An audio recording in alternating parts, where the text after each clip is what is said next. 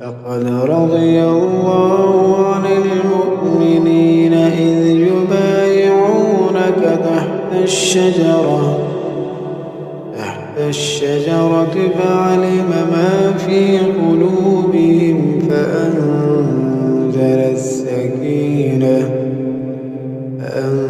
فأنزل السكينة عليهم وأثابهم فتحا